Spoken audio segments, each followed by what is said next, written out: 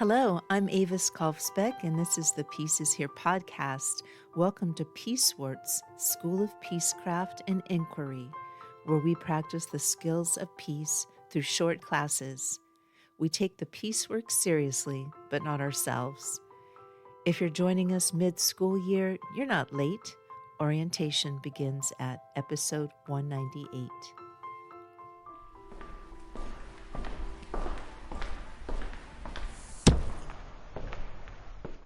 Welcome back, Peace Scholars. This is Chronicled Courage 101 in the Hall of Records. In this session, we look at the courage of the organizer. We are studying Bayard Rustin, the man who served as the invisible professor of nonviolence in the American Civil Rights Movement. We need, in every community, a group of angelic troublemakers. Bayard Rustin, strategist and chief organizer of the 1963 March on Washington. Rustin is often a footnote in history books. This is partly because he was a gay man in an era where his orientation was used by political enemies to threaten the movement's progress. It is also because his work was the unglamorous labor of logistics. In this department, we know that peace is not just a feeling, it's a technical achievement.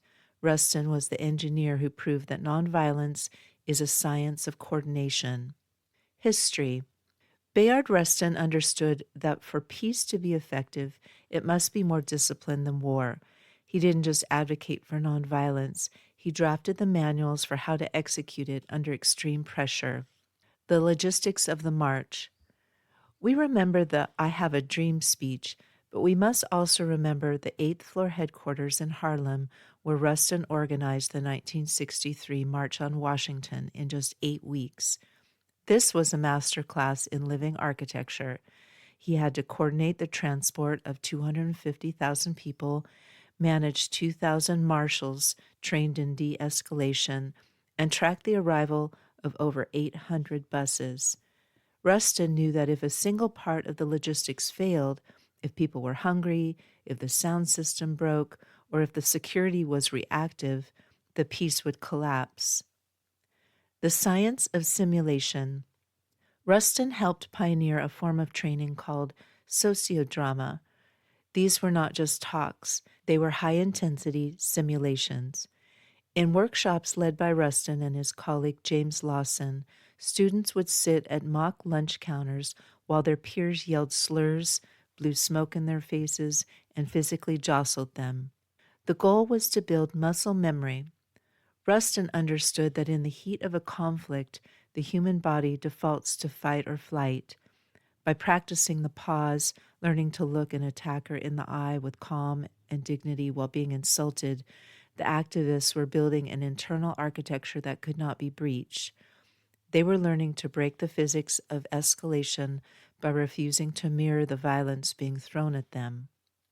Thesis: The strategy of sacrifice. Rustin's struggle was compounded by the fact that he was a gay man with a past in socialist circles. Because these traits were seen as liabilities by some leaders and used as ammunition by segregationists, Rustin was often forced to remain in the background to protect the movement's goals. In the Department of Chronicled Courage, we recognize this as a unique form of strength, the ability to prioritize the durability of peace over the recognition of the ego. Rustin was willing to be the architect whose name was left off the plaque if it meant the building would stand. The continuity of strategy. Rustin's influence extended far beyond 1963. He was a bridge between international movements, traveling to India to study Gandhian principles and later working on human rights and refugee issues globally. He viewed the world not as a series of disconnected conflicts, but as a single field where the science of nonviolence could be applied. He proved that when we organize for peace with the same rigor that others organize for war, the results are irreversible. Your homework. 1. Look up the Nashville Sit-in workshops or Bayard Rustin's Manual for Organizers and find one specific instruction given to the participants about how to maintain their composure. 2. Write down one question about any of this episode's topics. If you don't have a question, just write no question. 3. Optional. Journal. Think about a project or a goal you have. How much of your energy is going into the speech, the public-facing idea, versus the logistics, the actual preparation and discipline needed to make it work? What would it look like to treat your personal piece as a technical problem to be solved with preparation? The ink of the future. In the Department of Chronicled Courage, we believe that peace is a built environment. It requires architects who are willing to do the invisible work of coordination. The record shows that mimeograph machines of history, the small logistical acts of preparation, are what keep the world running smoothly. While some stand at the podium, others are organizing the space for peace to happen. Until next class, keep your eyes on the evidence. Thank you for listening. If you'd like to support the Pieces Here podcast, the most helpful way is to follow it wherever you're listening. It helps share the message with others.